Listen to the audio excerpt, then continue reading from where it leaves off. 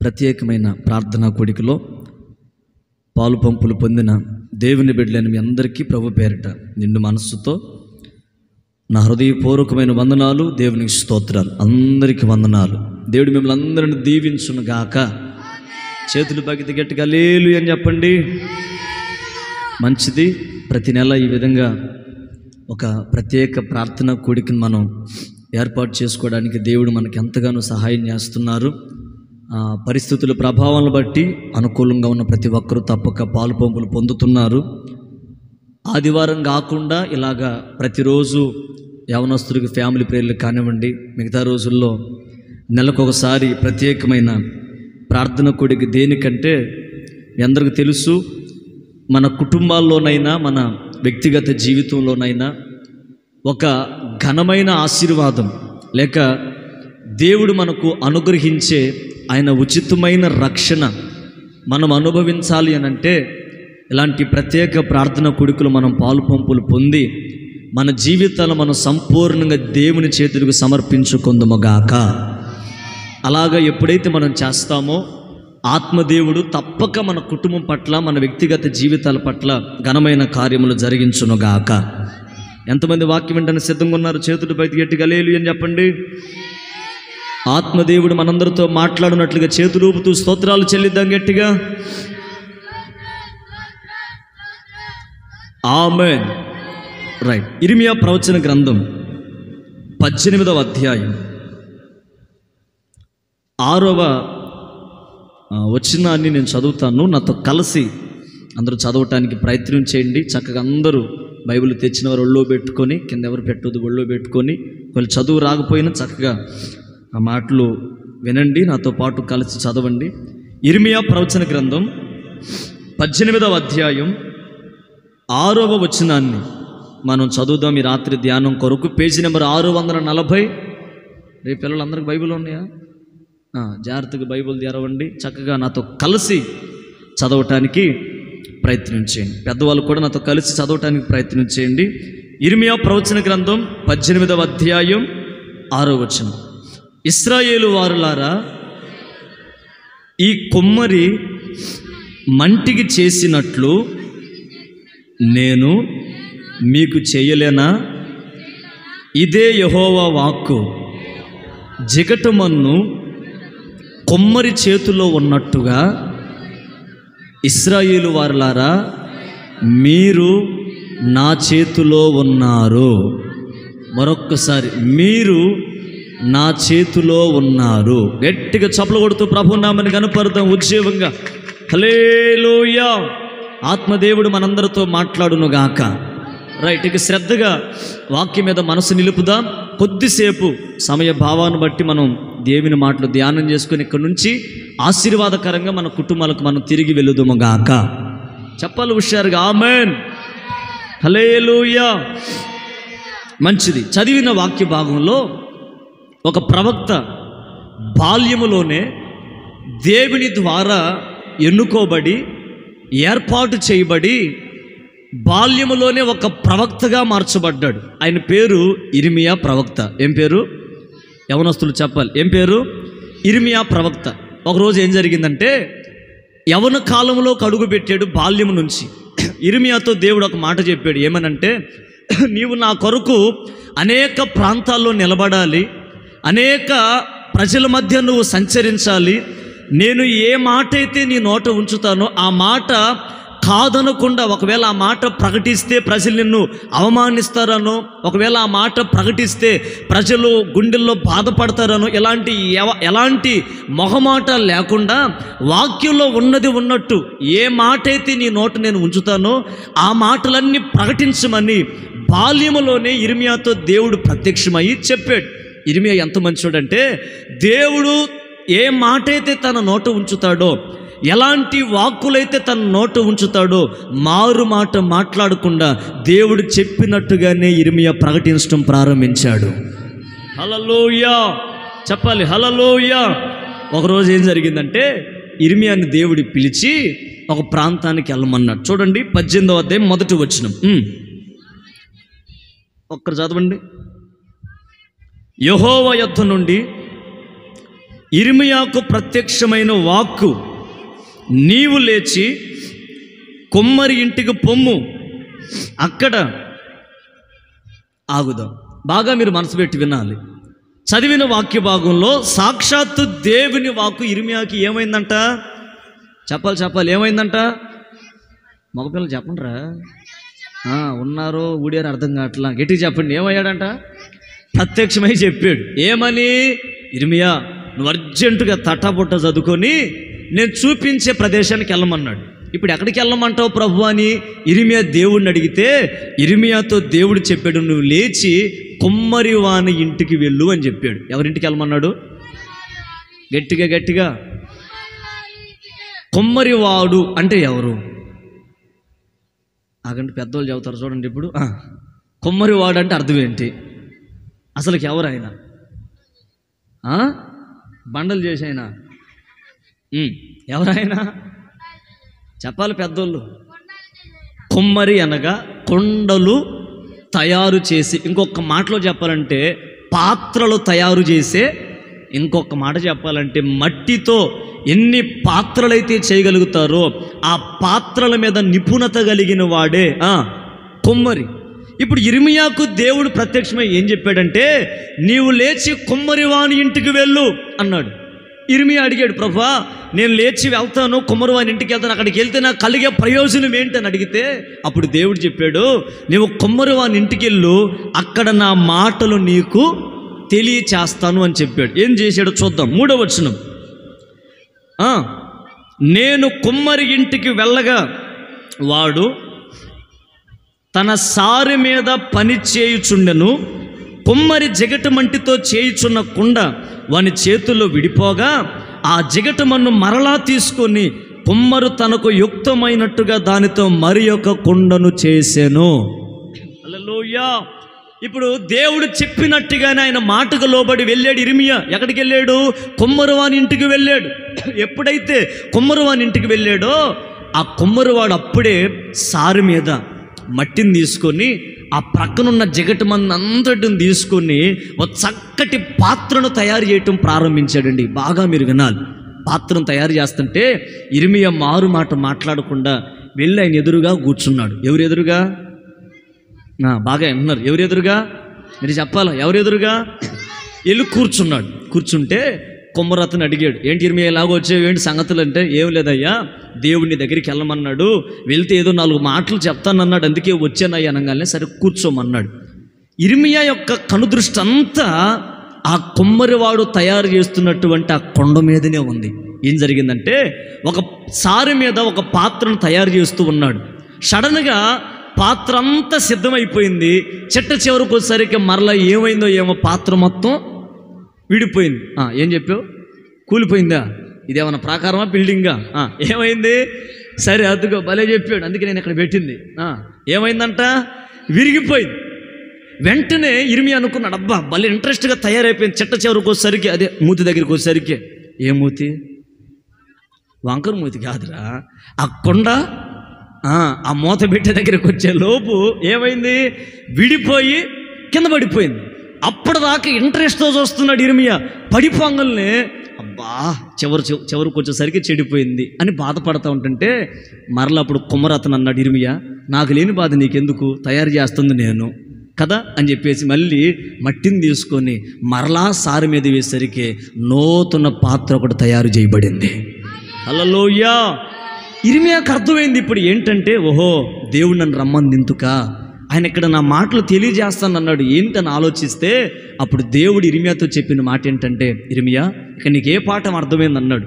అప్పుడు ఇర్మియా అన్నాడు దేవుడితో, ప్రభువా ఏం నాకు అర్థమైందంటే, ఒక పాత్ర తయారు చేయబడేటప్పుడు మట్టి ఆ పాత్ర ఎన్నిసార్లు కుప్పలా కోల్చబడి విరగబడినా మరలా కొమ్మరు ఏం చేస్తాడు, దాన్ని విసిరేయకుండా పడగొట్టకుండా ఎన్నిసార్లు దీన్ని సరిచేయాలన్న అనాలోచన తనలో లేకుండా మరలా జిగటమన్నును తీసుకొని నూతన పాత్ర తయారయ్యేంత వరకు ఆ కొమ్మరి కష్టపడుతూనే ఉంటాడు అని ఇర్మియా కనిపెట్టాడు. అప్పుడు సాక్షాత్తు దేవుడు అన్న మాట చూడండి 6వ వచనంలో, ఇదే యెహోవా వాక్కు, జిగటమన్ను కొమ్మరి చేతిలో ఉన్నట్టుగా ఇశ్రాయేలు వారలారా మీరందరూ నా చేతిలోనే ఉన్నారు. చప్పలు కొడుతూ ప్రభు నామని కనపరుద్దాం. హల్లెలూయా. ఇప్పుడు దేవుడు తనకు నేర్పించిన పాఠం ఏంటంటే, ఒక పాత్ర ఎన్నిసార్లు విరగగొట్టబడినా కింద పడిపోయినా ఆ కుమ్మరి మరలా తన చేతితో మరలా జిగటు మన్నును తీసుకొని ఒక నూతన పాత్రను ఎలాగ తయారు చేస్తున్నాడో ఇశ్రాయేలు ప్రజలకి ఇలాగ చెప్పు, ఆ ప్రజలందరూ కుమ్మరి వాని చేతిలో జిగటు మన్ను ఎలాగైతే ఉందో మీరందరూ కూడా నా చేతిలోనే ఉన్నారు. ఎన్నిసార్లు పడిపోయినా మరలా లేవనెత్తి మరలా సారిపైన మిమ్మల్ని నిలబెట్టి ఒక నూతన పాత్రగా, ఒక విలువైన వ్యక్తులుగా ఈ రాత్రి ఒక్కొక్కరిని దేవుడు తయారు చేయునుగాక. హల్లెలూయా, చెప్పాలి గట్టిగా హల్లెలూయా. మనం ఆరాధిస్తున్న దేవుడు ఎవరంటే, తన చేతి నీడలో తన చేతి కౌగిట్లో మనల్ని భద్రపరచగలిగిన సమర్థుడై ఉన్నాడు. ఈ రాత్రి నేను మీతో చెప్పదలిచిన ఒక శ్రేష్టమైన విలువైన వర్తమానం ఏంటంటే, మనందరము దేవుని చేతిలో ఉన్నాము. నోరు తీరి చెప్పండి ఈ మాట. ఎవరి చేతిలో ఉన్నాం మనందరూ? నేను, నా కుటుంబం, నా జీవితం అంతా దేవుని చేతిలోనే ఉందయ్యా అన్న వాళ్ళు గట్టిగా హల్లెలూయా చెప్పండి. డౌట్ వద్దు, చెప్పండి. దేవుని చేతిలో కాకుండా ఇంకెవరి చేతిలోకి వెళ్ళారా? ఇక అంతే సంగతి. చూడండి, అప్పుడప్పుడు మనము సహజంగా ఈ లోకంలో మనిషి చేతి సహాయాన్ని కోరుకుంటాం. మీరు బాగా వినాలి. మనిషి యొక్క చేతి సహాయాన్ని కోరుకుంటాం. ఆపదలో ఉన్నప్పుడు పలానా మనిషి దగ్గరికి వెళ్తే నాకు సహాయం కలుగుతుంది, పలానా వ్యక్తి నన్ను ఖచ్చితంగా ఆదుకుంటాడు, ఆదరిస్తాడన్న నమ్మకం మనకు కలుగుతుంది. కానీ ఈ భూలోకంలో ప్రజలు ఎలాంటి వాళ్ళంటే, ఎంతవరకు నమ్మాలో అంతవరకు మనం నమ్మాలి. కొన్ని సందర్భాల్లో నమ్ముకున్న వాళ్ళే నట్టేట ముంచే వాళ్ళుగా కనబడతారు. సహాయం చేస్తాం అనుకున్న వాళ్ళే సహాయం చేయకుండా వెళ్ళిపోతారు. ఖచ్చితంగా ఆదుకుంటాం అన్న వాళ్ళే ఆదుకోకుండా అవమానించి వెళ్ళిపోయే వాళ్ళు కూడా ఈ లోకంలో లేకపోలేదు. అందుకే దేవుడు అంటాడు, మీరు ఎవరి చేతిలో పడితే వాళ్ళ చేతిలోకి వెళ్ళనవసరం లేదు, మీరందరూ నా చేతిలోనే క్షేమంగా ఉందురుగాక. ఈ రాత్రి దేవుడు మనతో చెప్తున్న మాట ఏంటంటే, ఈ ప్రత్యేక ప్రార్థన కూడికలో పాలు పంపులు పొందిన మనలందరినీ దేవుడు కోరుకుంటున్నాడు. మనము మన కుటుంబాలన్నీ ఆయన చేతిలోనే సురక్షితంగా కాపాడబడుదుగాక. మనుషుల చేతిలో మనం ఉండటం కంటే దేవుని చేతిలో మనం ఉండటం ఎంతో క్షేమం, ఎంతో ఆశీర్వాదం. ఇప్పుడు మీరు అనొచ్చు, అయ్యా దేవుని చేతిలో మేము ఉంటే, ఆయనే అన్నాడు మీరు నా చేతిలో ఉన్నారు అని చెప్పాడు కదా, ఆయన చేతిలో మేము ఉంటే మాకు కలిగే ఆశీర్వాదం ఏంటి అని మీరు ఆలోచిస్తే ఒక 2-3 మాటలు సమయ భావాన్ని బట్టి నేను జ్ఞాపకం చేస్తాను. దేవుని చేతిలో మనం ఉంటే జరిగే కార్యాలు. నెంబర్ 1 చూడండి, యోహాను సువార్త 10వ అధ్యాయం 28వ వచనం. చదవగలిగిన వారు త్వరగా చదవండి.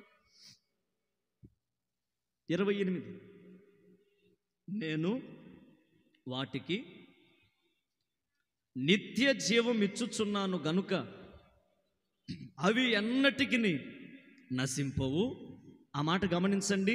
ఎవ్వడును వాటిని నా చేతిలో నుండి అపహరింపడు. హల్లెలూయా. మీరు అక్కడ గమనించాలి, ఎవ్వడును నా చేతిలో నుండి వాటిని అపహరింపడు అన్న మాట గమనించాలి. ఇక్కడ నేను మీతో చెప్పదలిచిన మాట ఏంటంటే, దేవుడే చెప్పాడు మీరందరూ నా చేతిలోనే ఉన్నారు అని. ఇప్పుడు మనమైనా మన కుటుంబాలైనా మన జీవితాలైనా దేవుని చేతిలో ఉంటే జరిగే కార్యాలేంటి? ఇప్పుడు ఆశపడతాం, నేను కూడా దేవుని చేతిలో ఉండాలి, నా కుటుంబం కూడా దేవుని చేతి నీడలోనే బ్రతకాలి, నా ఆత్మ సంపన్నమైన జీవితం కూడా దేవుని చేతిలోనే ఉండాలి, ఆయన చేతిలో ఉంటేనే నాకు క్షేమమని నువ్వు ఆలోచిస్తావు.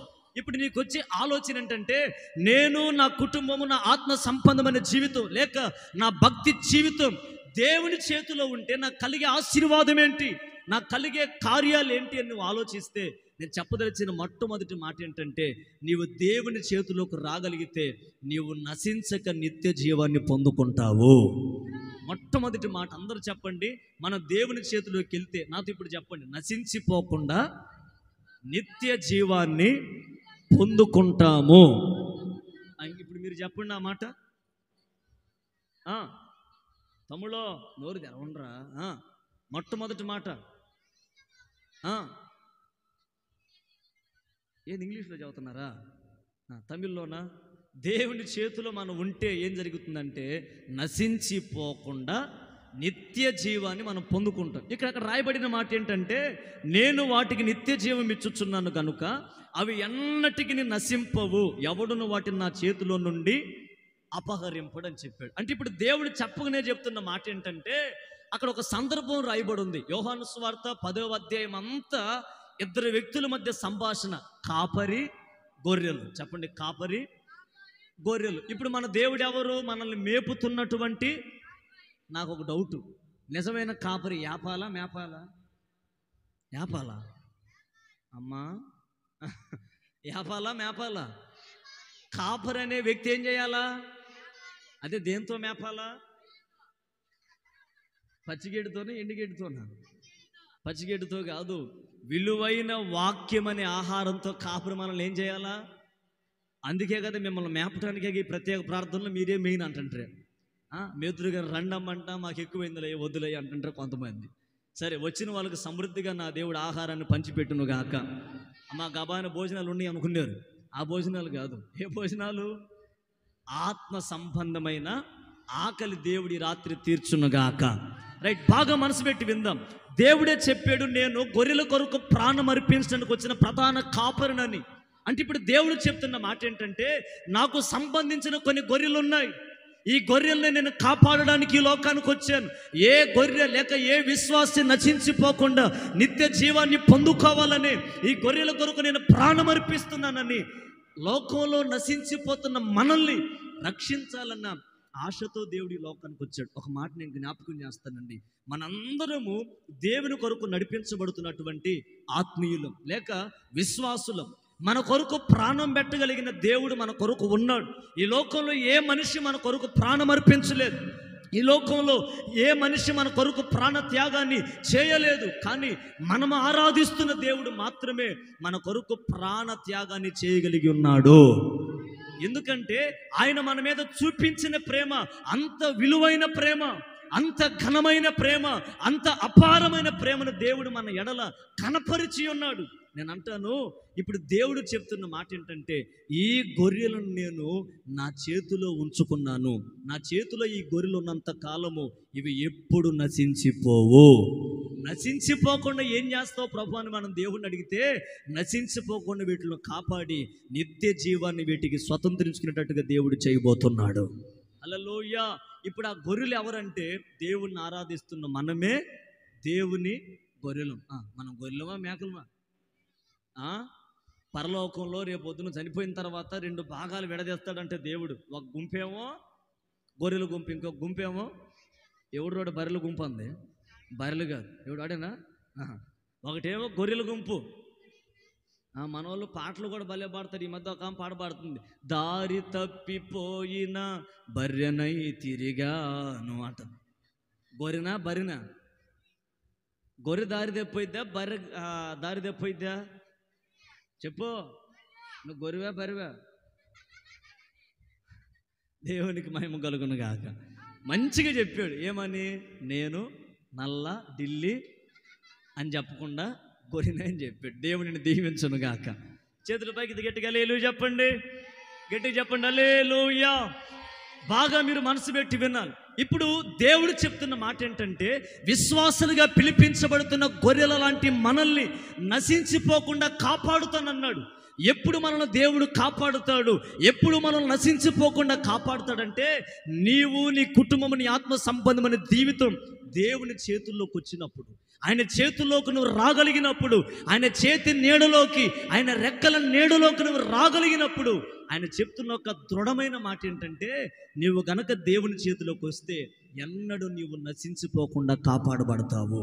చూడండి, ప్రస్తుతం సమాజంలో ఎక్కడ చూసినా, కుటుంబంలోనైనా, వ్యక్తిగత జీవితంలోనైనా, లేక యవనస్తుల జీవితంలోనైనా ఎవరో ఒకరు నశించిపోతున్నారు. ఇక్కడ ప్రార్థనకు వచ్చిన స్త్రీలను మనం గమనిస్తే, లేక ప్రార్థనకు వస్తున్న విశ్వాసులు కనుక మనం ఆలోచన చేయగలిగితే, గమనించగలిగితే, వాళ్ళ యొక్క కన్నీరు, వాళ్ళ యొక్క ప్రార్థన విజ్ఞాపనలన్నీ ఏంటంటే, అయ్యా మా కుటుంబంలో ఏ ఒక్కరు నశించిపోకూడదు, మాకు పుట్టిన పిల్లల్లో ఏ ఒక్కరు నశించిపోకూడదు, కట్టుకున్న భర్త కూడా నశించిపోకూడదు, మా బంధువులు ఎవరు కూడా నశించిపోకూడదన్న ఆలోచన మనిషికి ఉంటుంది. ఎందుకంటే నువ్వు రక్షించబడిన వ్యక్తివి, నువ్వు మారు మనసు పొంది బాప్తీసం పొందిన వ్యక్తివి, దేవుని ప్రభు బలలో పాలు పంపులు పొందుతూ పరిశుద్ధాత్మ అనుభవాల్లో నడిపించబడుతున్న వ్యక్తివి. నీలో ఉన్న ఆలోచన ఏంటంటే, నేను కాపాడబడ్డాను, నేను రక్షింపబడ్డాను, నాశనం అనే గోతి నుంచి నా దేవుడు నన్ను విడిపించాడు, నేను విడిపించబడినట్టుగా నా కుటుంబం కూడా విడిపింపబడాలి. హల్లెలూయా. ఈ ఆలోచన ప్రతి ఒక్కరి జీవితంలో ఉంటుంది. ఇక్కడ కూర్చున్న వాళ్ళు నేను గనక అడగగలిగితే, మీరు గనక చెప్పగలిగితే, మీ నోట వచ్చే మాట ఏంటో చెప్పను అయ్యా, మా కుటుంబంలో కూడా ఎవరు నశించిపోకూడదని నేను కోరుకుంటున్నాను అయ్యా. ఎంతమందికి ఉంది ఈ ఆశ? నిజమే, అందరికి ఉంది. మీ ఆశ నా దేవుడు నెరవేర్చును గాక. ఏంటి చెప్పు, ఆమేన్. అందరిలో ఉన్న ఆలోచన ఇదే. ఏంటి? నా కుటుంబంలో ఎవరు నశించిపోకూడదు. నేను ప్రార్థనకు వస్తున్నాను, పాటలు పాడుతున్నాను, ఆరాధిస్తున్నాను, దేవుని స్తుతిస్తున్నాను, అయినా కూడా నా కుటుంబంలో ఎవరో ఒకరు నశించిపోతున్నారు. చూడండి, ఈ రోజున తల్లుల యొక్క ఆక్రందన, తల్లుల యొక్క కన్నీటి వేదన ఏంటో చెప్పనా? కడుపును పుట్టిన పిల్లలే, యవన కాలానికి వచ్చిన పిల్లలే ఈ రోజున ఆ కుటుంబానికి ఒక ముళ్ళులాగా పెరిగి ఇబ్బంది పెట్టే వాళ్ళుగా మార్చబడుతున్నారు. ఎదుగొచ్చిన కుమారుడే కడుపు నిండా తాగి ఆ మద్యపానానికి బానిసైపోయి కన్న తల్లినే ఎదిరించి మాట్లాడుతుంటే ఆ కన్న తల్లి యొక్క గుండె వేదన ఎంత విపరీతంగా ఉంటుందో ఆలోచించండి. కట్టుకున్న భర్తే కసాయివాడులాగా మార్చబడి కుటుంబంలో వేదన కలుగు చేస్తుంటే ఆ కుటుంబంలో ఆ బాధలు అనుభవిస్తున్న వారి యొక్క బాధ, ఆ గుండె వేదన ఎవరు భరించగలుగుతారో ఆలోచించండి. ఈ రోజున చాలామంది కుటుంబంలో తెలియని వేదన అనుభవిస్తున్న వారు కూడా లేకపోలేదు. పైకి నవ్వుతున్నట్టుగానే కనబడుతున్న, పైకి సమాజంలో మనుషుల ముందు నవ్వుతూ సంతోషంగా కనబడుతున్న హృదయంలో ఏదో ఒక వేదన, ఏదో ఒక బాధ కన్నీటితో గుండెల్లో నింపబడి ఏడుస్తున్న వాళ్ళు కూడా లేకపోలేదు. ఈ రాత్రి నా దేవుడు చెప్పమంటున్న మాట ఏంటంటే, నీవు గనక ఉన్న పాటున దేవుని చేతుల్లోని జీవితాన్ని పెట్టగలిగితే ఈ రాత్రి నా దేవుని కుటుంబాన్ని నాశనం నుంచి తప్పించునుగాక. నిత్య జీవాన్ని నువ్వు స్వతంత్రించుకొందువుగాక. నీ కుటుంబంలో ప్రతి ఒక్కరు నిత్య జీవాన్ని స్వతంత్రించుకొందురుగాక.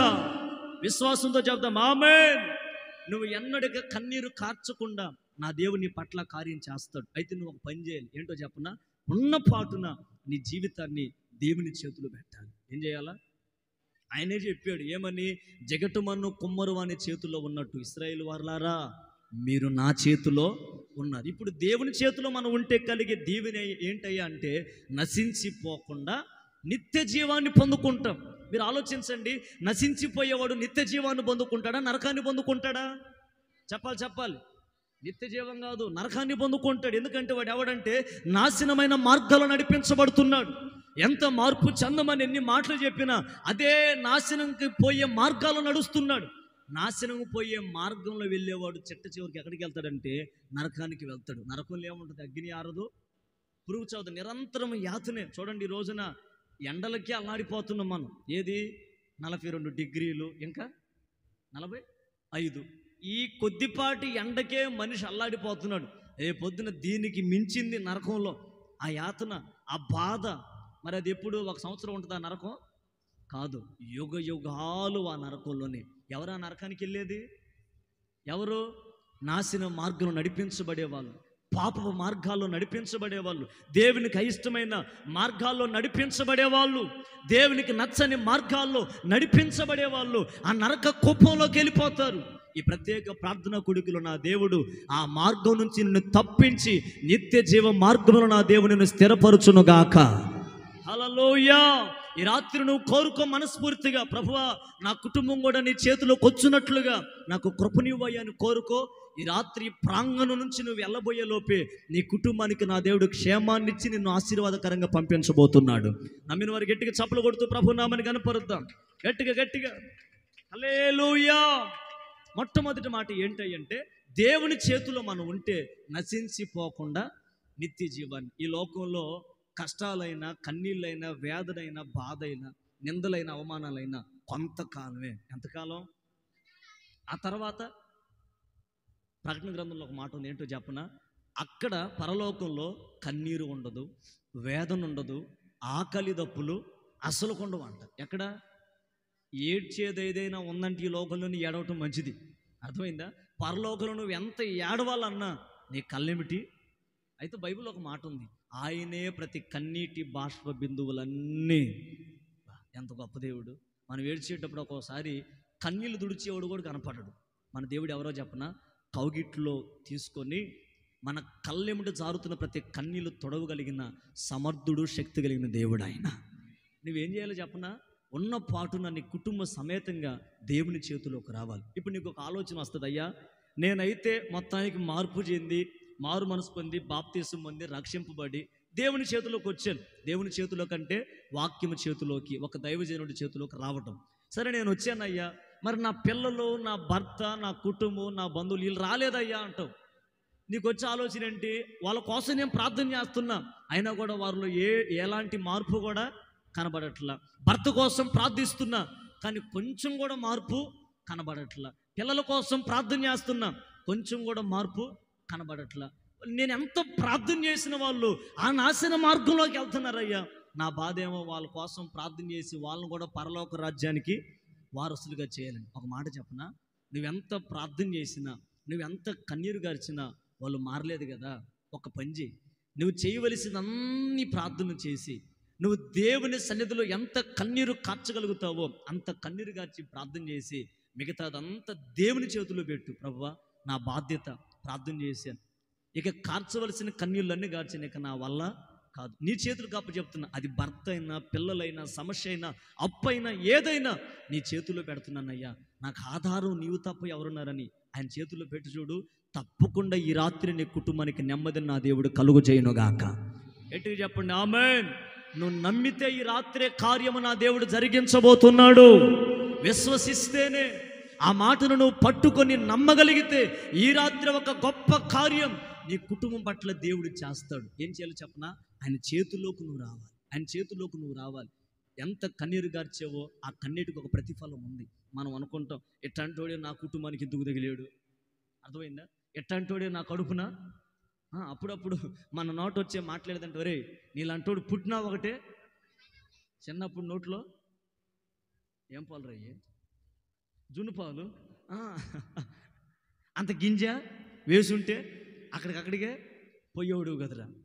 పొట్టంగానే గొంతు అలా నక్కుంటే పొయ్యేవాడు కదరా. ఎందుకురా నువ్వు పుట్టిని, ఏం లాభరా? చిన్నప్పుడేం పిల్లలు అబ్బాయి ఏం అల్లారు ముద్దుగా పెంచుతున్నా, బంగారు కొండ, వాడి పెద్ద కొండ అవుతాడు, చివరి అనకొండ అవుతాడు. ఈ బంగారు కొండ ఏ కొండ? అనకొండ ఏం చేసేది? ముద్దు పెట్టుకునేది కదా. ఏం చేస్తుంది? చిన్నప్పుడు బంగారు కొండ వాడు ఒకటి వేసినా, రెండు వేసినా, నాలుగు వేసినా, అబ్బో ఏం మాట్లాడు. ప్రేమ ఎవరి మీద? బంగారు కొండ మీద. ఆ బంగారు కొండ కాస్త మెరిసి పెద్ద అయిన తర్వాత ఏమవుతుంది? అనకొండ. అప్పుడు అంటాము, నీలాంటోడు పుట్టకపోయినా బాగుండే, ఎందుకు పుట్టావురా, చెడ పుట్టావు కదరా. ఏం పుట్టావంట? కనింది ఎవరు? నవమాసాలు మోసింది ఎవరు? నొప్పులు భరించింది ఎవరు? ఆ అబ్బాయి కొరకు, అమ్మాయి కొరకు వేదన పడి ఏడ్చింది ఎవరు? ఏం చదువుతున్నాడు బిడ్డ. హల్లెలూయా. ఇన్ని చదువుతున్నాం కదా. నేను ఒక మాట చెప్పనా, చిన్నప్పుడు బిడ్డను చూసి ఎంత సంతోషపడుతున్నారు తల్లిదండ్రులు. నిజమండి, ఈ రోజుల్లో అదే బిడ్డను చూసి కన్నీరు గారుస్తున్నారు. చిన్నప్పుడు ఆ బిడ్డను ఎత్తుకొని ముద్దాడి కౌగిలించుకొని హత్తుకున్న తల్లే ఎదిగిన ఆ బిడ్డను చూసి ఈ రోజున కన్నీరు గారుస్తున్నారు. ఎందుకో చెప్పనా, ఆ బిడ్డను ఒక సరైన క్రమంలో పెంచక, ఆ బిడ్డను సరైన ఉపదేశ మార్గంలో పెంచలేక ఆ బిడ్డే కుటుంబానికి ఒక అవమానం తెచ్చేవాడుగా మార్చబడుతున్నారు. నేను ఒక మాట చెప్పనా, అప్పుడప్పుడు మనకు కూడా ఇలాంటి ఆలోచన వస్తుంది. ఎట్టంటోడే నాకెందుకు, ఎలాంటి పిల్లలే నాకెందుకు, ఈ కుటుంబం నాకెందుకు, అసలు అలాంటి వాడు ఉన్నా ఒకటే, చచ్చితే బాగుండు కానీ చావును కోరుకున్న వాళ్ళు కూడా లేకపోలేదండి. నాకు చాలామంది ఫోన్లు చేస్తారు విశ్వాసులు అంటే ఎక్కడో లేదు, బయట కూడా చాలామంది చేస్తారు. అయ్యా నా కుటుంబంలో సమస్యలు అలాగ ఉన్నాయి, నా కుటుంబంలో బాధలు ఇలాగ ఉన్నాయి అయ్యా, నిద్ర పట్టట్లేదయ్యా, నిద్ర లేని రాత్రులు ఎన్నో గడుపుతున్నానయ్యా. మరి అన్నం తిన్నావమ్మా? అన్నం కూడా లేదయ్యా. అన్నపానాలు, కన్నీరే అన్నపానాలు అయిపోయింది. రోజు కన్నీరు కార్చటమే. అద్భుతమైన మాట చెప్తా, అప్పుడప్పుడు అనుకుంటాం, ఇట్లాంటి భర్త ఎందుకు, ఇట్లాంటి పెళ్ళి ఎందుకని. నేను ఒక మాట చెప్పనా, నిన్నే ప్రేమించేటువంటి భర్త నీకు ఎందుకు ఇచ్చాడు చెప్పన దేవుడు? అద్భుతమైన మాట, ఆ భర్త నువ్వైతేనే భరిస్తావని. నమ్మిలో గట్టిగా హల్లెలూయా చెప్పండి. మీకు అర్థమైంది ఈ మర్మం? అర్థమైందా? నాకే ఎందుకు ఎలా అంటాడు అంటావా? నీవైతేనే భరిస్తావని దేవుడు ముందుగానే నిర్ణయించి, నీవైతేనే మార్చగలుగుతావని, నీవైతే నా వ్యక్తికి ప్రార్థన చేసి ఏదో ఒక రోజున తప్పక దైవ సన్నిధిలో నిలవబెడతావన్న నమ్మకంతో అనాది కాలంలోనే ప్రభు నిర్ణయించి ఆ భర్తని కంటబెట్టాడు. ఇప్పుడు వివాహానికి కర్త ఎవరు? మనం ఆరాధిస్తున్నా బైబిల్లో ఒక మాట ఉంది, ఆదాము గాఢ నిద్ర కలుగు చేసి ఆదాముకి ప్రక్కటెముకలో నుంచి, ఒక మాట చెప్పనా, భార్యాభర్తను లేకపరిచేది దేవుడు, కలిపేది దేవుడు. ఏ భర్తకు ఏ భార్యను తేవాలో, ఏ భార్యకు ఏ భర్తను తేవాలో సమస్తం చెప్పండి చెప్పండి. అప్పుడప్పుడు మన నోట వచ్చే మాట, నాకు 100 సంబంధాలు వచ్చినాయి, అనవసరం నేను ఒప్పుకున్నాను, లేకపోతే ఈ పాటికి నేను ఉద్యోగస్తురాలు అయిపోయేవాడిని. అబ్బో, లేకపోతే ఈ పాటికి నాకు జాబ్ వచ్చి ఐటీబీటీలో. ఏ జాబ్ అంట? ఐటీబీటీ అంటే ఇంట్లో దీని. అప్పుడప్పుడు మన పిల్లలతోనే చెబుతాం, అప్పుడు మీ నాన్న రాకముందు నాకు 100 సంబంధాలు వచ్చినాయి అమ్మాయి, ఆ పక్కింటి వాళ్ళు చెడగొట్టారు, లేకపోతే ఈ పాటికి మన జీవితం అబ్బా పోతుందే. నేను ఒక మాట చెప్పనా, మన దేవుడు ఎంత అనంత జ్ఞానం చెప్పనా, ఎంత జ్ఞానంతో ఆలోచించాడు చెప్పనా. ఎటువంటి భర్తనివ్వాలో దేవుని తెలుసు, ఎటువంటి పిల్లల్నివ్వాలో. మరి ఎందుకయ్యి వీళ్ళు ఇలాగ నన్ను వేధిస్తున్నారంటావా? వాళ్ళు నీవైతేనే మార్చగలుగుతావన్న నమ్మకంతో దేవుడు నీకు వాళ్ళని ఇచ్చాడు. అది నీ బాధ్యత. కన్నీరు గార్చిన కొంతకాలమే, వేదన పడిన కొంతకాలమే, ఎంత ఏడ్చిన కొంతకాలమే. ఏదో ఒక రోజు నువ్వు చేసిన ప్రతి ప్రార్థన దేవుడు ఆలకించునుగాక.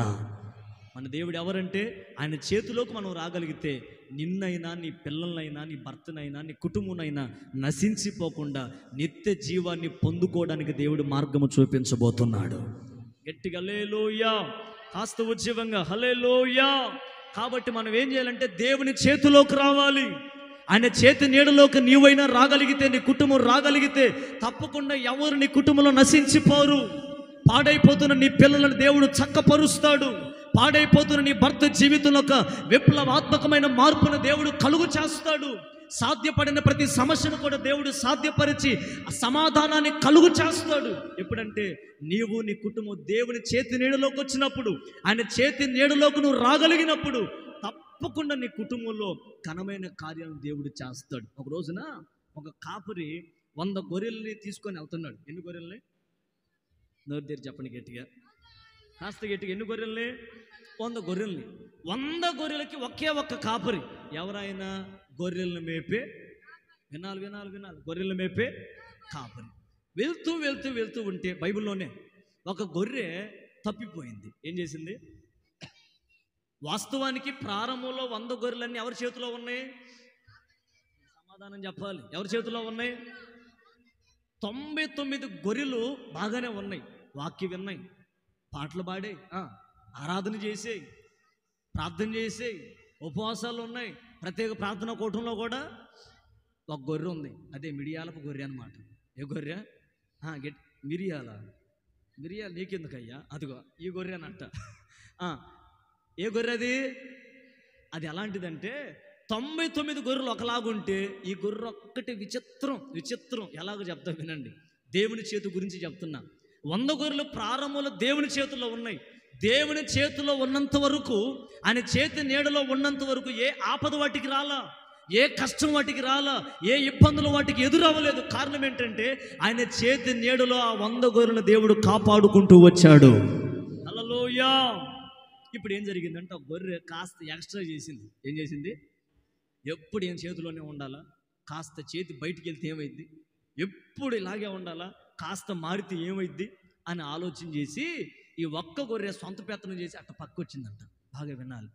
కాపరి ఎతుకుతున్నాడు 99 గొర్రెలను ఒక పక్కన పెట్టి, ఇదిగో మీరు ఎక్కడికి బామాకని, ఇక్కడే కూర్చోండి, నేను వెంటనే వస్తానని చెప్పేసి వెళ్ళి ఆ తప్పిపోయిన గొర్రె కోసం వెతకగా ఆ గొర్రె ఎక్కడ కనపడిందంటే ఒక ముళ్ళ పొదలు చిక్కుకుపోయి కాళ్ళు చేతులన్నీ గాయాల పాలైపోయి ఆ ముళ్ళ పొదల్లో పడుందండి. కాపరి ఏం చేశాడు చెప్పనా? నీకు ఎట్టాగే ఉండాలే అనిగింది, నీకు ఇప్పుడు వద్దంటే పోయావు, 99ని విడిచిపెట్టి మరి వెళ్ళిపోయావు అని ఆ గొర్రెను అలాగే విడిచిపెట్టి 4 బాదులు బాధ వెళ్ళిపోవాలా. మంచి కాపరి, ప్రేమ కలిగిన కాపరి, ప్రధాన కాపరి ఏం చేశాడంటే ఆ ముళ్ళ పొదల్లోకి వెళ్ళి ఆ పొదలన్నిటిని పక్కకు తీసుకొచ్చి ఆ గొర్రె గుచ్చుకున్న ప్రతి ముళ్ళును తీసి గాయాలన్నీ కట్టి నడవలేని స్థితిలో ఆ గొర్రె ఉంటే బైబిల్లో స్పష్టంగా ఉంటుంది ఈ మాట. తన భుజాల మీద ఆ గొర్రెను వేసుకొని ఆ 99 గొర్రెలు చేర్చాడు. చప్పలు కొడుతూ ప్రభునామని కనపరుద్దాం. హల్లెలూయా. ఇప్పుడు ఎంత ఆనందమో. 99 గొర్రెల గాయాలు ఏమైనా కలిగాయా? కలగల. 99 గొర్రెలకి ఏమన్నా ఆపద ఎదురైందా? ముళ్ళ పొదలు ఏమైనా చిక్కుకున్నాయా? ఈ ఒక్క గొర్రె ఎందుకు చిక్కుకుందంటే ఇది దేవుని చేతి నుండి, కాపరి చేతి నుండి బయటకు వచ్చింది. సురక్షితాన్ని, స్వేచ్ఛను కోరుకుంది. చివరికి గాయాల పాలైంది ఎవరు? గొర్రె. బరి కాదు, గొర్రె. నేను ఒక మాట చెప్పనా? దేవుని చేతిలో ఉన్నంత వరకు ఏ ఆపద మనకు రాదు, వచ్చినా ఆయనే భరిస్తాడు. కాబట్టి పొరపాటున దేవుని చేతిని విడిచిపెట్టమాకండి. దేవుని చేతిలోనే నీ ఉండండి. దేవుని చేతిలోని నీ కుటుంబాన్ని దాచిపెట్టుకో. దేవుని చేతిలోని నీ భక్తి జీవితాన్ని కాపాడుకో. తప్పక నా దేవుడు నిన్ను నీ కుటుంబాన్ని నశించిపోకుండా నిత్య జీవాన్ని నా దేవునికి అనుగ్రహించునుగాక. చప్పలు కొడుతూ ప్రభునామాన్ని కనపడతాం గట్టిగా. రెండవ మాట, సమయం లేదు, త్వరగా. లూకాసు సువార్త 13వ అధ్యాయం 13వ వచనం. లూకాసు సువార్త 13వ అధ్యాయం 13వ వచనం, పేజీ నెంబర్ 66. ఆమె మీద చేతులుంచగా ఆమె చక్కగా నిలువబడి దేవునిని మహిమపరిచెను. చప్పలు కొట్టపోయారు గట్టిగా గట్టిగా గట్టిగా. హల్లెలూయా చెప్పాలి గట్టిగా, హల్లెలూయా. రైట్, బాగా విందాం. నెంబర్ 1, దేవుని చేతిలో ఉంటే కలిగే దీవెన ఏంటంటే నశించిపోకుండా, చెప్పాలి అందరూ, నశించిపోకుండా నిత్య జీవాన్ని పొందుకుంటాం. రెండవ అద్భుతమైన మాట ఏంటంటే దేవుని చేతిలో ఉంటే ఆత్మీయతలో నిలవబడతాము. అందరూ చెప్పండి. వతనీయ మాటలో ఏడన్నా పొరపాటు పడుతున్నాయా? చెప్పేది 3 మొక్కలే. ఆ 3 మొక్కలు గుర్తుపెట్టుకోవాలి. నెంబర్ 1, దేవుని చేతిలో ఉంటే నశించిపోకుండా నిత్య జీవాన్ని పొందుకుంటాం. రెండవది, దేవుని చేతిలో ఉంటే ఆత్మీయతలో నిలవబడతాము. చిన్న ప్రశ్న మిమ్మల్ని అడగొచ్చా? అదే మీ పర్మిషన్ కావాలి. అడగొచ్చా అడగకూడదా? గట్టిగా చెప్పండి. ఏందో నోట్లోనూ వాక్కుంటున్నారు. నాకేం 3 లైట్లు వేసారు. ఎవరు అటు చూసి ఇటు చూసి ఎవరు కనపట్ల. ఉన్నావా? ఓకే, గట్టిగా హల్లెలూయా చెప్పండి. అడిగానా వద్దా? అడుక్కోవాలా? అడుక్కుంటున్నా. చూడండి, ఇప్పుడు అడుగుతున్నా. అడగమంటారా? నేను ఇప్పటి వరకు ఆత్మీయతలో పడిపోలేదయ్యా. బాప్తీసం పొందినప్పటి నుంచి ఆత్మీయతను నిలబడతానే వస్తున్నా, ఎక్కడ నేను పడిపోలేదయ్యా అన్న వాళ్ళు గట్టిగా హల్లెలూయా చెప్పండి. ఈ చెయ్యి ఎత్తి, ఇదే చెయ్యరా? కుడి చెయ్యి అంట. హల్లెలూయా. 2 సంతోషము తల్లి, కోరికము తల్లి, 3 4. ఏంది ఒకరిని చూసి ఒకరు ఎత్తున్నారు అంటే ఆమె చూస్తే ఆమెను బట్టి నేను ఎత్తుతున్నట్టు చూస్తున్నారు కొంతమంది. హల్లెలూయా. రైట్, సరే, కొంతమంది మొత్తానికి సందేహపడుతున్నారు. సరే, విందాం. బైబిల్ ఒక మాట ఉంది, నీతిమంతుడు 7 సార్లు పడిపోయినా 8వ మరలా. అంటే వాక్యం చెప్పకనే చెప్తున్న మాట ఏంటంటే ఎంత భక్తిపరుడైనా, ఎంత ప్రార్థనాత్మతో నింపబడిన వాడైనా, ఎంత పాటలైనా, ఎంత ఆరాధన అయినా, ఎంత వాక్యమైనా, ఎంత ప్రసంగికుడైనా ఏదో ఒక రోజున వినాలి, ఏదో ఒక రోజున తప్పక పడిపోయే అవకాశాలు ఉన్నాయి. అంటే పడిపోవాలని కాదు, పడిపోవడానికి అవకాశాలు ఉన్నాయి. మనకు బాగా తెలుసు, దావీదు ఒక రాజు, చెత్త కుప్పలో నుంచి సింహాసనానికి ఎక్కిన మహారాజు. ఆయనకి తిరిగే లేదు. ఇశ్రాయేలుకు ఒక వెలుగుగా మార్చబడ్డాడు. ఏ రోజు అనుకోవాలి నేను పాపంలో పడిపోతాను, ఇలాగ భ్రష్టుడిగా మార్చబడతానని? ఏ రోజు అనుకోకుండా ఒక రోజున పాప ఊబిలో పడిపోయాడు. దేవుని మహాకృప మరలా తిరిగి లేచి 100 కీర్తనలు రాయగలిగాడు. హల్లెలూయా. ఇప్పుడు నేను దావీదుకి ఏం తక్కువ? సితారా కనుక చేతిలో బట్టి పాటలు పాడటం ప్రారంభించాడంటే దెయ్యాలన్నీ, ఇప్పుడు చూడండి, మనం కనుక పాటలు పాడుతుంటే వెళ్ళే దెయ్యాలు కూడా వస్తున్నాయి ఆడికి. కొంతమంది అదేందో సమాధి ముందు పెట్టుకొని, శవం ముందు పెట్టుకొని పాటలు పాడేటప్పుడు చప్పట్లు కొట్టడం, ఎవరు మాట్లాడడం. ఎందుకంటే కొంతమంది ఏడుస్తూ ఉంటారు, మిగతాలో పాటలు పాడతారు. ఏమని? పరదేశులమో ఆడ నవ్వం, పాటలు పాడడం, చప్పట్లు కొట్టడం. అదేందో ఆదివారపు ఆరాధనలో, ప్రత్యేక ప్రార్థనలో ఎవరో ఒక ఆమె సన్నగా ఉండి పాట పాడుతుంటే సన్న గొంతు వేసుకొని మిగతా వాళ్ళు కాస్త సపోర్ట్ చేసి గట్టికి చప్పలు కొడుతూ పాటలు పాడితే ఎంత బాగుంటుంది. అబ్బే, ఆమె పాటికి ఆమె బాటిదిలే, నా పాటికి నేను పౌడర్ పోతారు చూసి చేతికి, అంతే. ఇంకా చప్పట్లు కూడా అంతే. ఇక గట్టికి కొట్టండి, గట్టికి ఒకసారి హల్లెలూయా చెప్పి చప్పలు కొట్టండి, గట్టిగా హల్లెలూయా చెప్తూ కొట్టండి. ఆమె ఇప్పుడు చెప్పారు కాబట్టి కొట్టాం.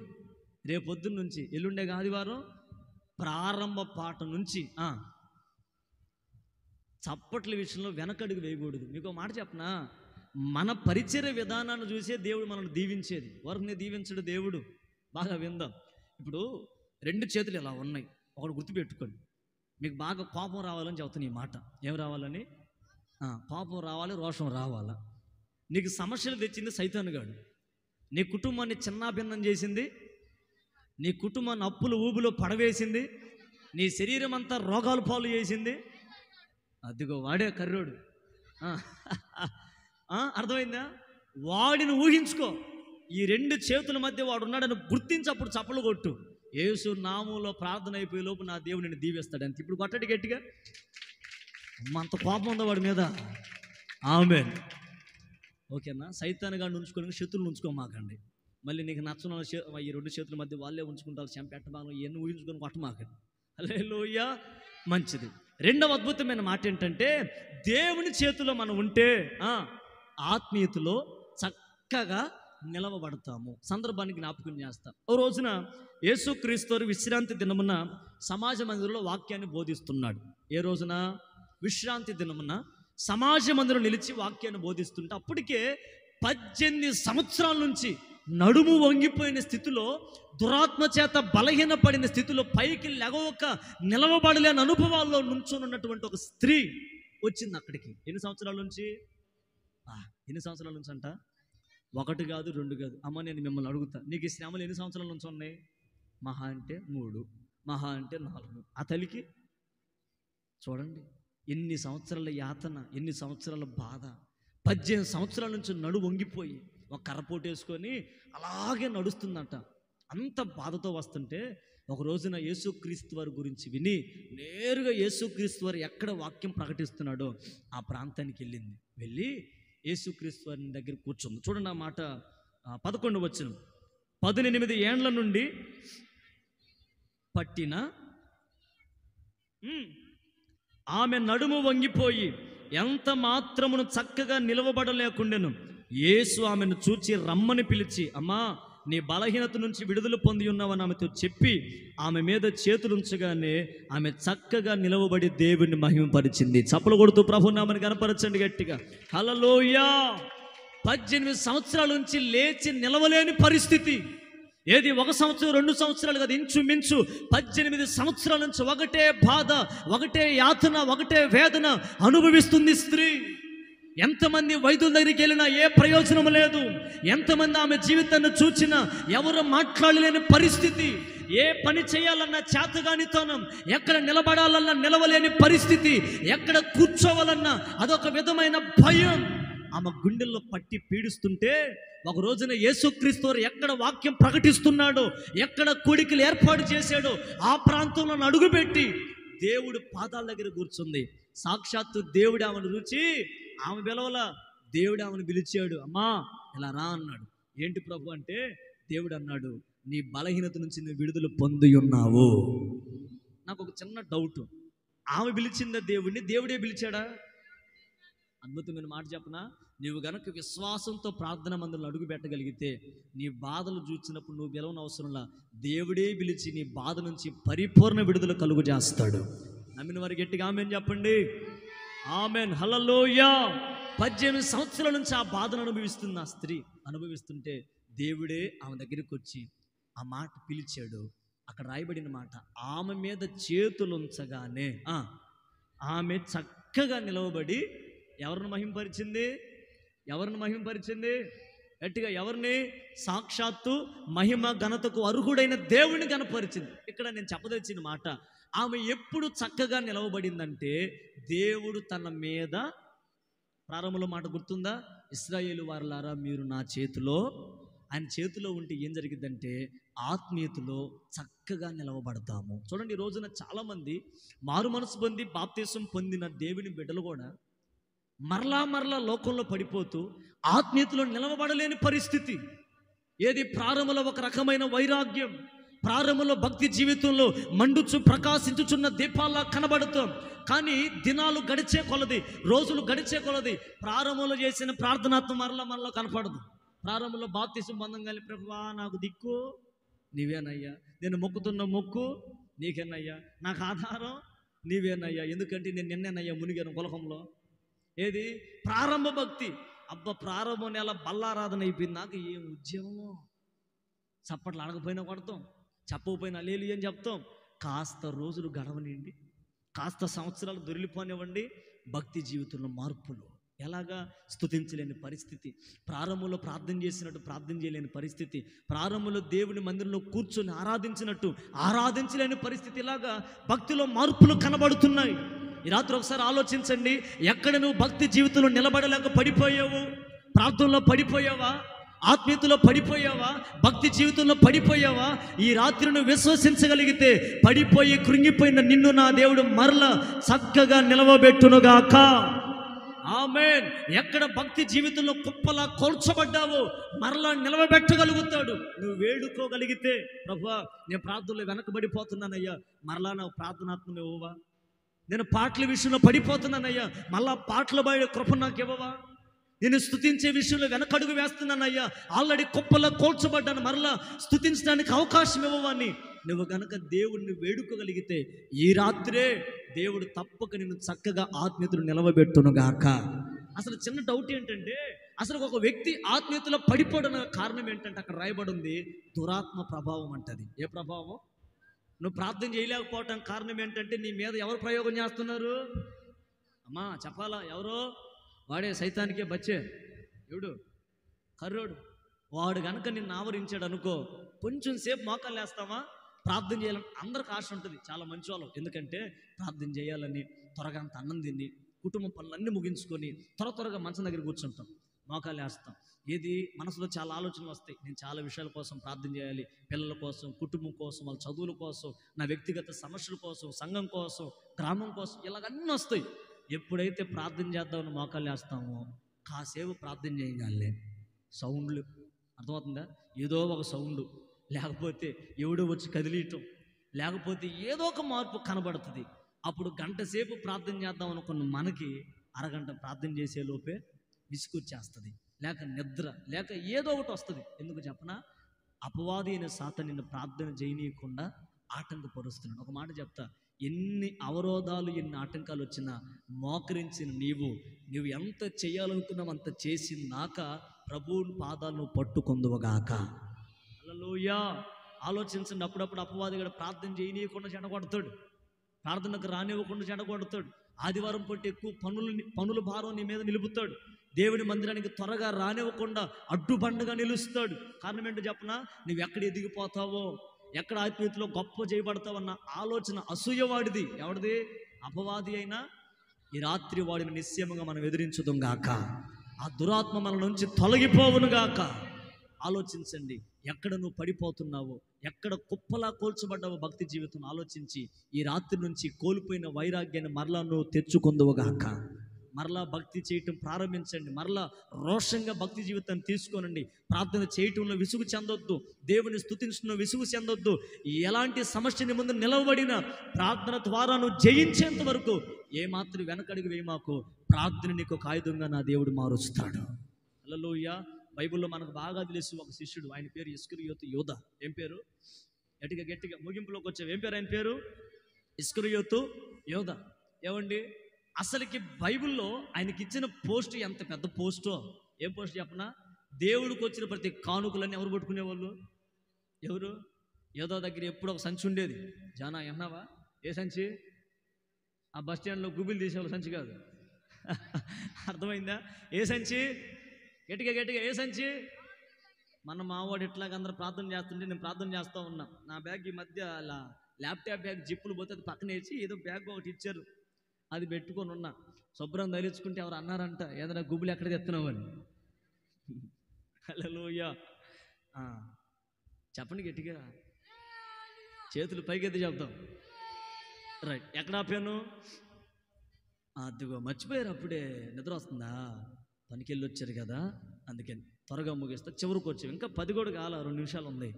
ఓకేనా?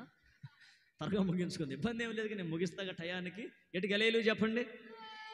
అదేందో సినిమా చూసేటప్పుడే నేను సీరియస్, అసలు నిద్రే రాదండి, అంత ఇంట్రెస్ట్. ఎందుకంటే మధ్యలో యాడ్లు, కరెక్ట్గా వాడు కత్తి తీసుకొని ఆ కడుపులో బొడిసేలోపు యాడ్ సంతూర్ చేదర వస్తుంది. ఎప్పుడైపోయిద్దో ఈ యాడ్, దానికోసం వెయిటింగ్.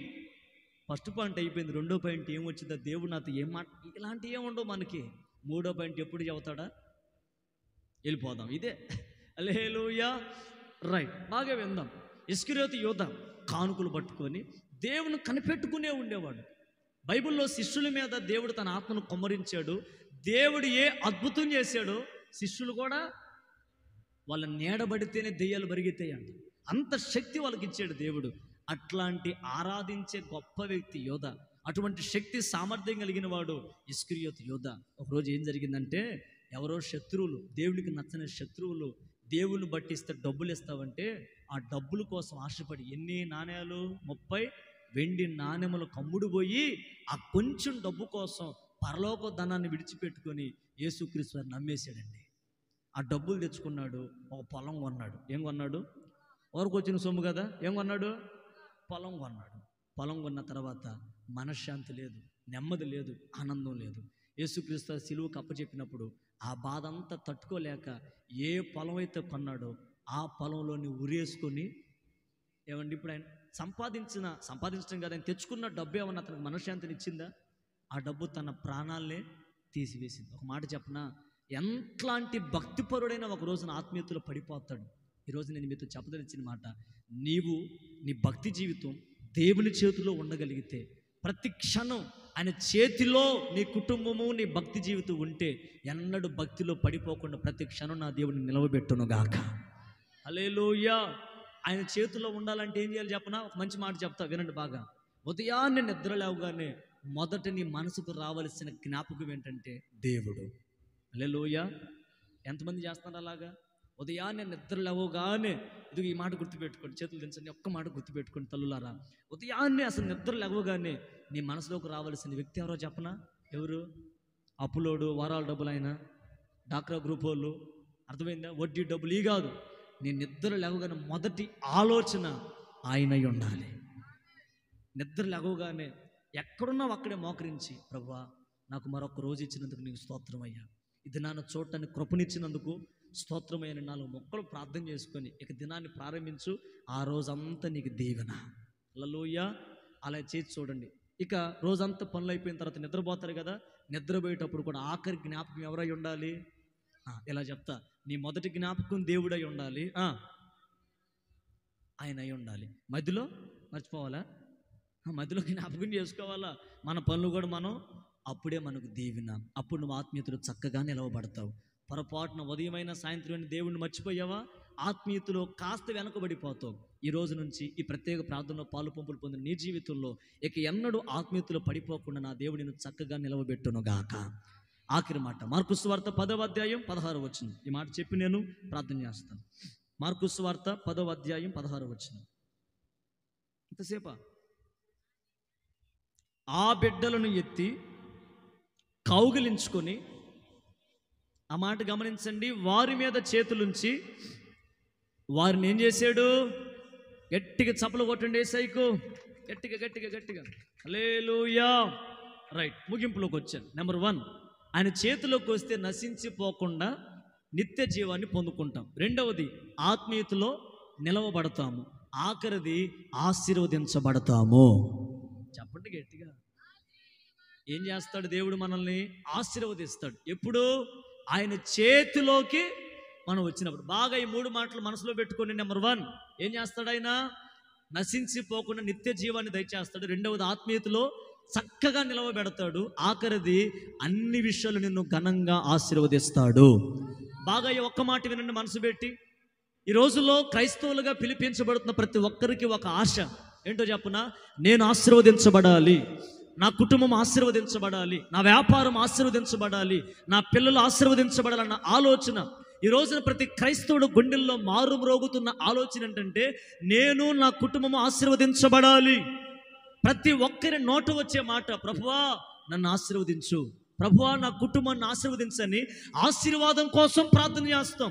నేను ఒక మాట చెప్తా, నీవు ఆశీర్వదించబడాలి అని అంటే అక్కడ రాయబడి ఉంది, యేసుక్రీస్తు వారు చిన్న బిడ్డలను ఎత్తుకొని కౌగిలించుకొని వారి మీద చేతులుంచి వారిని, చిన్న డౌటు, చేతులు ఉంచకుండా ఆశీర్వదించవచ్చుగా? వచ్చింది ఎప్పుడైనా ఆలోచన? చివరిలో మీరు అందరూ ప్రార్థన చేయించుకుంటారు, చేతులు పెట్టకుండా ప్రార్థన చేయొచ్చుగా? చెప్పరేంది? అభిషేకం లేకపోతే, కృప లేకపోతే, ధైర్యం లేకపోతే చేయి పెట్టాం, బైబిల్ పెడతాం. అర్థమైందా? చేయి పెట్టేటప్పుడు ధైర్యం ఏది? దేవుని శక్తిని పొందుకోవడానికి. ఇప్పుడు చేతులు పెట్టి ఎందుకు ప్రార్థన చేస్తాం చెప్పండి? చెప్పాలా? ఆ దీవెన మీకు కలుగుతుందని. ఇప్పుడు దేవుడు ఏం చేశాడు? బిడ్డల్ని ఎత్తి కవగిట్లో పెట్టుకొని ఏం చేశాడు? చేతులు పెట్టి ఆశీర్వదించాడు. అంటే ఆశీర్వాదం దేనిలో ఉంది? యేసుక్రీస్తు వారి చేతుల్లో ఉంది. గట్టిగా ఆమేన్ చెప్పండి. హల్లెలూయా. ఈ రాత్రి దేవుడు మనతో చెప్తున్న మాట ఏంటంటే, నీవు దేవుని చేతుల్లోకి వస్తే నిన్ను ఆశీర్వదిస్తాడు. ఆయన చేతి నీడలోకి నువ్వు రాగలిగితే తప్పక నువ్వు ఆశీర్వదించబడతావు. ప్రస్తుతం చూడండి, ఎక్కడ చూసిన ఈ రోజున ప్రజలు ఆశీర్వాదం కోసం వెంటాడుతున్నారు. నేను ఈ మధ్య అద్దంకి ఇట్లా తిరుగుతూ ఉంటుంటే రోడ్ల మీద కొంతమంది చెప్పులు లేకుండా నడుస్తున్నారు. ఏది? ఎండలో. ఎందుకురా బాబు అన్న ఒకడిని ఆపి. వాడు అంటాడు, మా దేవుడు మమ్మల్ని ఎంత దూరం నడుస్తామన్నా? 200 కిలోమీటర్లు అన్నాడు. ఎన్ని కిలోమీటర్లు అంట? అయ్య బాబాయ్, 200 కిలోమీటర్లు కాలుకు చెప్పులు లేకుండా ఎండలో నడుచుకుంటూ వెళ్తున్నాడండి. దేనికంటే? ఆశీర్వాదం కోసం. కొంతమంది ఉన్నారు, 101 టెంకాయ కొడతారంట. దేనికి? అయ్య బాబాయ్ చెప్పండి గట్టిగా. ఇంకొంతమంది ఉన్నారు 1000 మెట్లు మోకాల మీద ఎక్కుతున్నారు. దేనికి? ఇంకొంతమంది నెత్తి మీద తీసేస్తున్నారు మొత్తం. దేనికి? వీటి వల్ల నీకు ఆశీర్వాదం కలగదు. నీవు దేవుని చేతిలో ఉన్నంత వరకు నువ్వు ఆశీర్వదించబడతావు. హల్లెలూయా. ఆయన చేతిలోకి నువ్వు వస్తే నీకు ఆశీర్వాదం. ఇవేమి చేయకుండా మనం ఏం చేస్తామంటే, ఆయన చేతుల్లోకి రాకుండా ప్రభువా నన్ను ఆశీర్వదించు, నా కుటుంబాన్ని దీవించు, నా బిడ్డలను ఆశీర్వదించు అని అంటాం. అలాగుంటే ఆశీర్వాదాలు ఎలాగొస్తాయి? నేను ఒక మాట చెప్తా. నీవు నిశ్చయముగా ఆశీర్వదించబడాలి అని అంటే ఆయన చేతుల్లోకి నువ్వు రావాలి. అప్పుడు నువ్వు ఆశీర్వదించబడతావు. నీ పిల్లలు, నీ భర్త, నీ కుటుంబం అంతా నిశ్చయముగా ఆశీర్వదించబడుతుంది. ఒకరోజు యేసుక్రీస్తు వారు ఉపవాస ప్రార్థనలు పెట్టి కొండ మీద కూర్చున్నాడు. యేసయ్య చెప్పాడు, ఇదిగో చాలామంది విస్తారమైన ప్రజలు వచ్చారు, 5000 మంది పురుషులే వచ్చారు, ఇంకా స్త్రీలు ఎంతమంది ఉంటారు, పిల్లలు ఎంతమంది ఉంటారు, వీళ్ళందరికీ ఆహారం పెట్టమన్నారు. అప్పుడు శిష్యుడు అన్నాడు, ఎంతమందికి ఆహారం మనం ఏడు తెస్తాం చెప్పు బోధకుడా, ఎంతమందికి ఎక్కడ అన్నాడు. అప్పుడు దేవుడు అన్నాడు, మీలో ఎవరి దగ్గర చేపలు ఉన్నాయా అన్నాడు. ఉన్నాయ్యా. చిన్నపిల్లలిద్దరు లేచి, బోధకుడా మా అమ్మ ఇక్కడికి పంపించేటప్పుడు 5 రొట్లు తినమని పంపించింది, ఇప్పుడు మాకేం ఆకలి వేయట్లేదో నీకు ఇచ్చేస్తాను ప్రభు అంటే, యేసుక్రీస్తు వారు 5 రొట్లు తీసుకున్నాడు. ఒక రొట్టెను పట్టుకొని, ఆ మాట గమనించండి బైబిల్లో మీరు, రొట్టెను చేతితో పట్టుకొని ఆకాశం వైపు చాపి కృతజ్ఞతాస్తుతులు చెల్లించి ఆశీర్వదించి దాన్ని విరిచి వడ్డించాడు. 5 రొట్టెలు ఎంతమందికి పంచాడు? మీకు 5000 మందే తెలుసు. వ్యాఖ్యానంలో ఏముందంటే ఇంచుమించు 10,000 మంది పైగా తిన్నారంట. ఇంకా తినగా 12 గంపలు నిండా మిగల్చబడ్డాయి. అది ఆశీర్వాదం. తినగా కూడా ఇంకా మిగల్చబడ్డాయి. ఇప్పుడు కూడా చూడండి, ఈ రోజున ఎంత సంపాదించిన మనిషి జీవితంలో సరిపోవట్లా. నెలాఖరు వచ్చేసరికి ఈ అమ్మాయిలు కట్టడం, ఆ అమ్మాయి కట్టడం. అమ్మాయిలు అంటే అమ్మాయిలు కాదు, ఈ అమ్మాయిని ఒకటి పెట్టారు. ఈ అమ్మాయి అంటే నెల కట్టుకుని ఫోన్ కొంటారు. ఈ అమ్మాయిలు కడతారు ఎన్ని నెలలు? 6 నెలలు, 9 నెలలు, 12 నెలలు కడతారు. ఏ అమ్మాయి? అబ్బాయి ఏం పేరు పెట్టాడు దానికి? ఏ అమ్మాయి అంట? ఈ అమ్మాయి. అర్థమైందా? ఎంత కడుతున్నారు ఈ అమ్మాయి కంటే? అంత 36. అర్థమైందా? ఎంత? 39. చూడండి, మనిషి చేత చివరికి వచ్చేసరికి ఏం మిగుల్చుకున్నావమ్మంటే, ఏం మిగిలిందయ్యా? వచ్చి మొత్తం వచ్చినట్టుగానే చినిగిపోయినా సంచిలో వేసినట్టే. ఒక మాట చెప్పనా, నువ్వు సంపాదించిన సంపాదనను అనుభవించగా ఇంకా నీకు మిగలాలంటే నువ్వు దేవుని చేతిలోకి రావాలి. అప్పుడు నీ సంపాదన ఆశీర్వదించబడుతుంది, అప్పుడు నీ పిల్లలు ఆశీర్వదించబడతారు, అప్పుడు నీ వ్యాపారం ఆశీర్వదించబడుతుంది. ఎప్పుడంటే దేవుని చేతిలోకి నువ్వు నడిపించబడినప్పుడు. దేవుడు ఒక రొట్టెను చేత పట్టుకొని ఆశీర్వదించాడు. ఒక రొట్టె 5 రొట్టెలుగా మార్చబడి, గంపలుగా మార్చబడి, ఆ గంపల నిండా ప్రజలు తిని తృప్తి పొందగా ఇంకా 12 గంపల నిండా మిగల్చబడ్డాయి. ఎంత గొప్ప ఆశీర్వాదం! నేను ఒక మాట చెప్తా, ఆశీర్వాదం ఊరకనే రాదు. ఒక సామెత ఉంది, డబ్బులు ఎవరికి ఊరకనే. అబ్బా ఎవడతను? బంగారు షాప్ అయినా అతను పెట్టాడు, డబ్బులు ఎవరికి ఊరకనే. నేను కూడా చెప్తా, ఆశీర్వాదం ఎవరికి ఊరకనే. మరి ఎప్పుడు వచ్చింది చెప్పనా? సింపుల్, ఈ మాట చెప్పు నేను ముగిస్తా. ఆశీర్వాదం ఎప్పుడు వస్తుందంటే, రొట్టె ఎప్పుడైతే విరవబడిందో అప్పుడు ఆశీర్వాదం. నేను అంటాను, నువ్వు ఎప్పుడైతే దేవుని చేతిలోకి వచ్చి విరవబడతావో అప్పుడే నీకు ఆశీర్వాదం కలుగునుగాక. ఈ మాటకు మనం ఒప్పుకోంగా, ఏందయ్యా నేను విరవబడాలా? ఒక మాట చెబుతా. యోబు ఒక మాట అన్నాడు, దేవుడు నన్ను శోధించిన తర్వాత, శోధించబడిన మీదట నేను సువర్ణమై మారెదను. హల్లెలూయా, హల్లెలూయా, ఆమేన్, ఆమేన్. చెప్పండి గట్టిగా. శోధించబడిన తర్వాత అంటే ఆశీర్వాదం ఎప్పుడు? కష్టం అనుభవించాలి, శ్రమ అనుభవించాలి, బాధ అనుభవించాలి, నిందలు అనుభవించాలి, వేదనలు అనుభవించాలి, అవమానాలు ఎదుర్కోవాలి.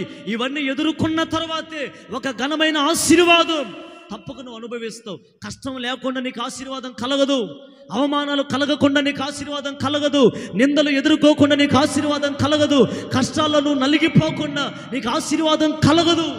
ఇప్పుడు నీకు ఎదురవుతున్న కష్టం దేనికో చెప్పనా? నీకు ఎదురవుతున్న అవమానం దేనికో చెప్పనా? నీకు ఎదురవుతున్న నిందలు దేని కొరకంటే ఒక రోజున దేవుడు నిన్ను ఘనమైన స్థితిలో ఆశీర్వదించబోతున్నాడు. ఆ ఆశీర్వాదం కొరకే ఈరోజు దేవుడు నిన్ను విరుస్తున్నాడు. విరిచేటప్పుడు నొప్పి వస్తుందా రాదా? ఇప్పుడు ఆ రొట్టె అనుకోవాలి, దానికి నోరు ఉంటే అయ్యయ్యా చిన్నగిరువు అయ్యా, అబ్బా ఏం విరుతున్నావు అయ్యా. ఒక రోజున మా పిల్లలు నన్ను కూడా అద్దంకి కటింగ్ షాపు తీసుకెళ్ళి, అన్న ఒక్కసారి ఆ ఒళ్ళంతా అట్లా వాళ్ళు మసాజ్ చేసినట్టు చేస్తారన్న, కూర్చున్నాడు.